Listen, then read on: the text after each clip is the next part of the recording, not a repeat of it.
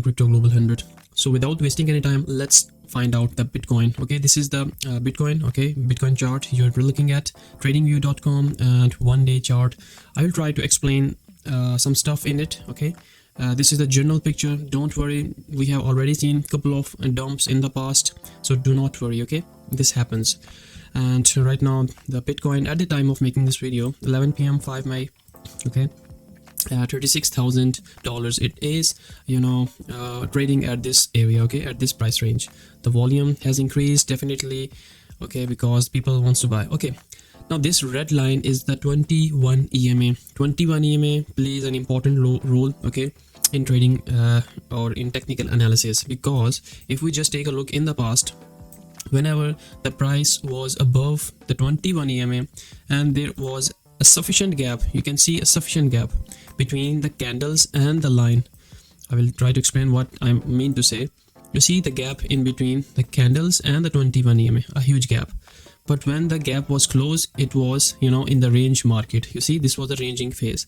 But when we saw the price started to move away from the 21 EMA, then that was the parabolic move. The price was super bullish. So this is an indicator that whenever we see candles move further away from this 21 EMA, you get a huge, super bullish move. And you can see it went up all the way first time to 41,000, almost touching the 42,000. It came back down to this level, touching this red line, and then move again, making the double top.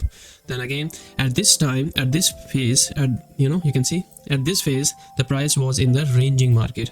But when again the candle started to move away from this red line, this 21 EMA, the price again started to move in a bullish trend here. So I have shown you two bullish trends here, one and then two. This was a second bullish trend. This was a ranging phase. So you get the idea. Okay, let's move on. I'm only talking about this red line 21 EMA, how this affects the price. For those people who do not know the technical analysis, just put in the 21 EMA and try to find out the trend.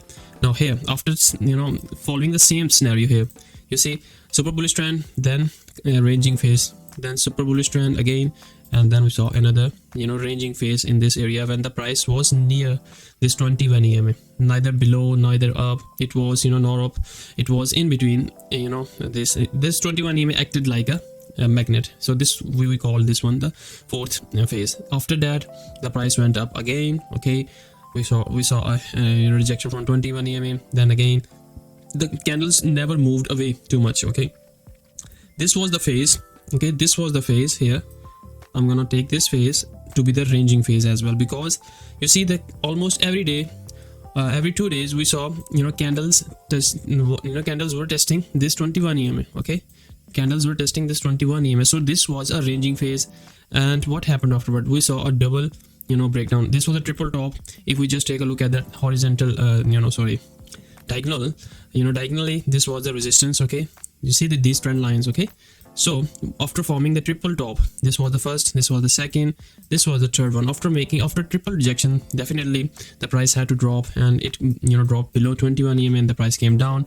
And this was the this was the phase. This region was the phase because it still was in the ranging phase. Now consider this option.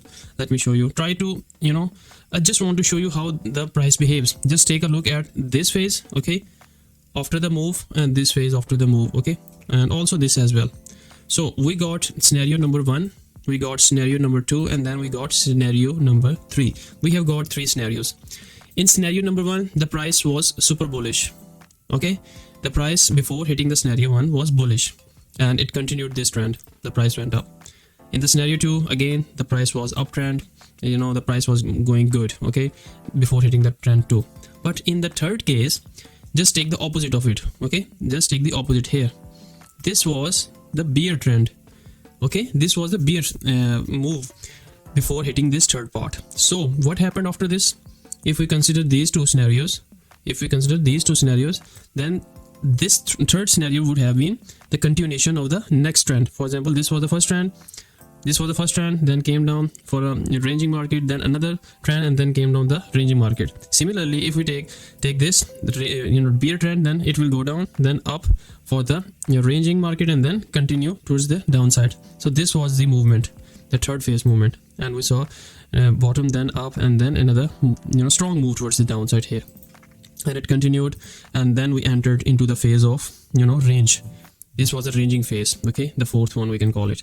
Now moving from here on, what happened afterwards, we saw price was testing this area, and you see the candles started to make a small in size, or you can say smaller volume, small in size, consolidation phase.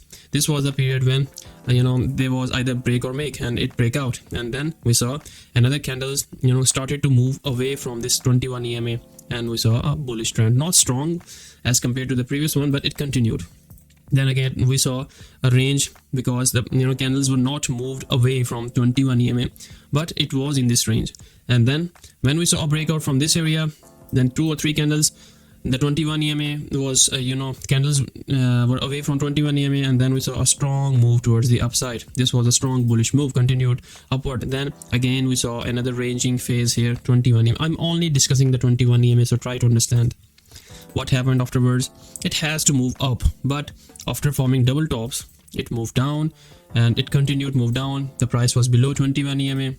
The price never got up above the 21 EMA. So this was the phase of we can call this was the bearish phase. You can see no candles forming above 21 EMA. Okay, here in this. Now what is the current scenario? After seeing all that scenario, we are in this range phase for many days, probably since February. Okay, since February 2022 we are in this phase of range.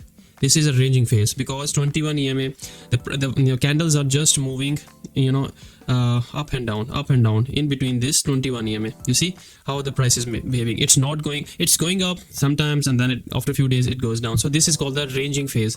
So if we follow this trend, okay, like this was the bear market, and then this is the this was the bear phase, and this is the ranging phase. Okay, we might gonna see the range maybe towards 34, maybe 31 as well.